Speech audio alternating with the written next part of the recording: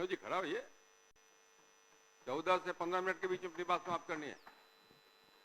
मेरी पार्टी की इच्छा है कि उससे थोड़ा कम ही बोलूं और कम आगे करिए, समय मिल जाए। और कम कर दीजिए। हाँ, बोला है उन्होंने। ठीक है।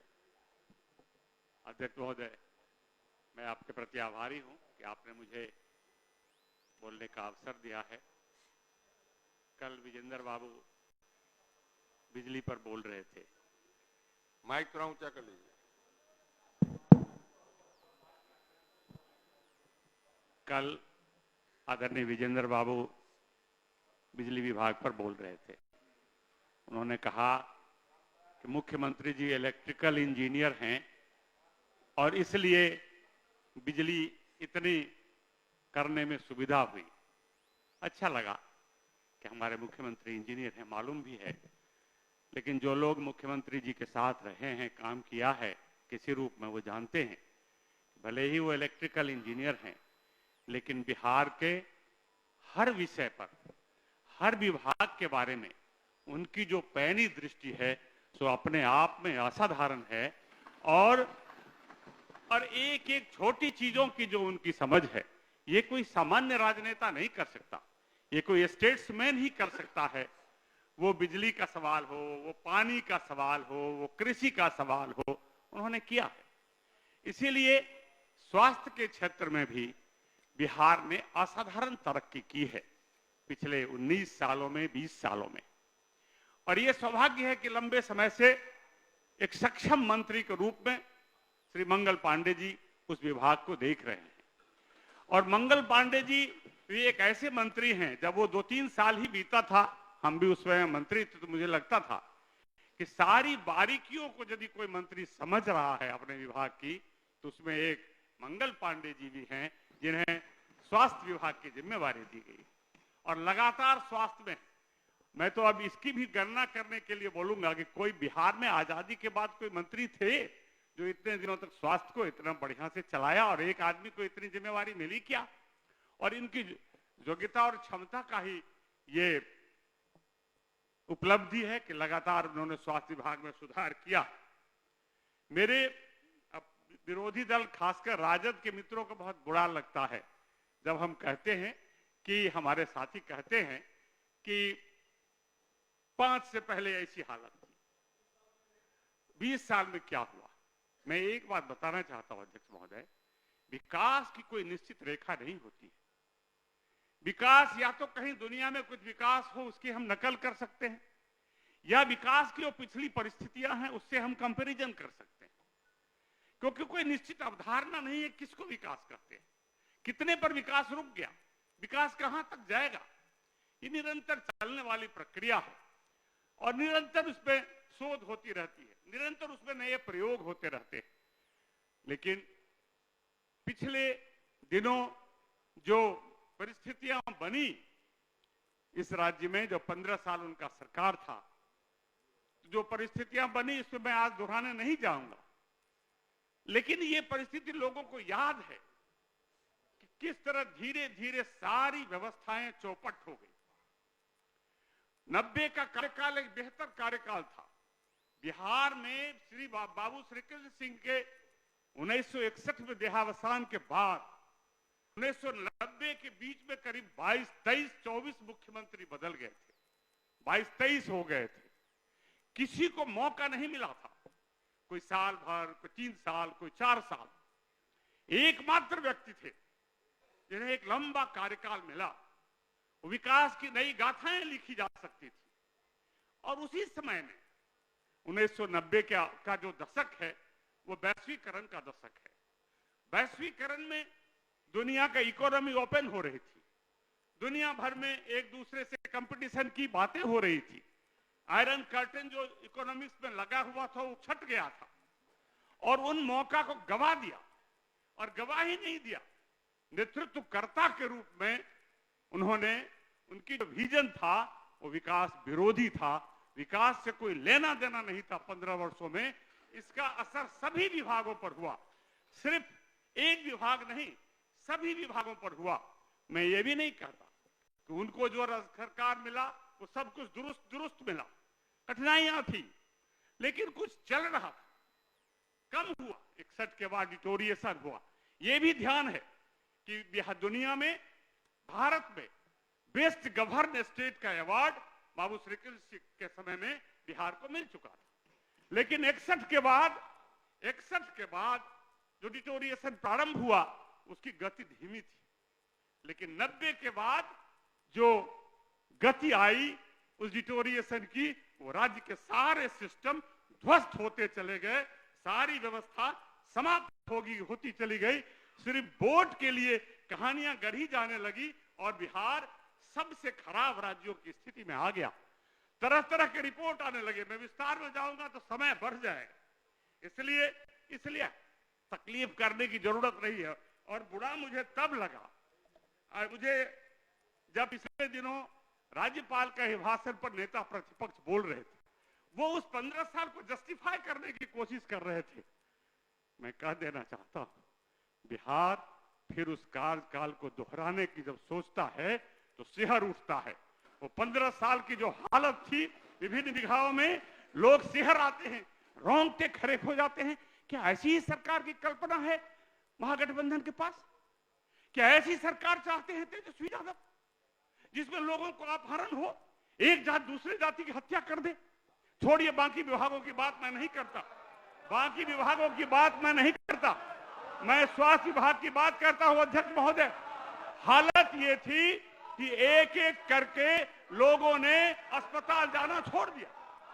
जिस पीएमसीएच में अस्पताल हुआ करते थे, जिसमें लोग रहा करते थे, जो आजादी से पहले बनी थी, उस पीएमसीएच में आदमी के बजाय मवेशी और कुत्ते रहने लगे थे उनके बेडों पर। ये हालत हो गई थी। 2005 में जो मौका मिला, और मैं विस्तार में नहीं जाऊंगा, अरे क्या कारण था कि नीतीश कुमार को 3 साल में छोड़ना पड़ा, आपको जॉर्ज फर्नांडिस को छोड़ना पड़ा, क्या कारण था कि शरद यादव को छोड़ना पड़ा? आप मैं उसमें बहरान में नहीं जाइए, मैं बताना चाहता हूं। लेकिन मैं कहता हूं अध्यक्ष महोदय, ये हालत हो गई। और एक ही प्रमाण काफी है कि जब मौका मिला नीतीश कुमार जी को और एनडीए को, तो एक बड़ी चुनौती थी।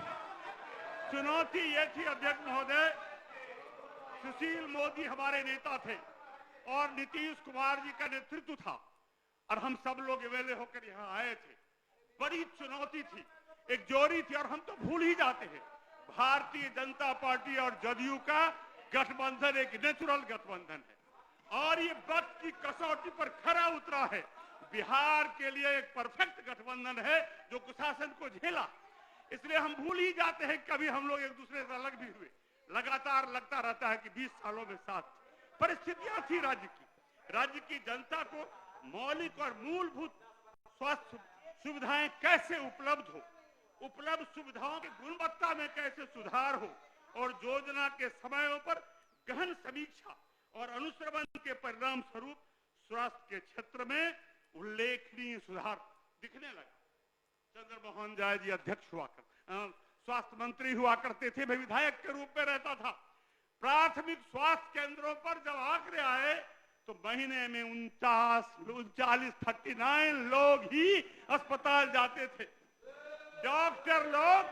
डॉक्टर जिनकी पोस्टिंग थी, उस इलाके के लोगों को पता नहीं था कि इस इलाके में वो कहीं और प्रैक्टिस करते थे। मैं विस्तार में नहीं जाऊं, लेकिन आज जब मंगल पांडे जी अध्यक्ष हैं, प्रति महीने 11,000 मरीज प्राथमिक स्वास्थ्य केंद्र पर पहुंचते हैं, ये इसका प्रमाण है। अजय जी ने डॉक्टर की कमी बताया, ये सच्चाई है।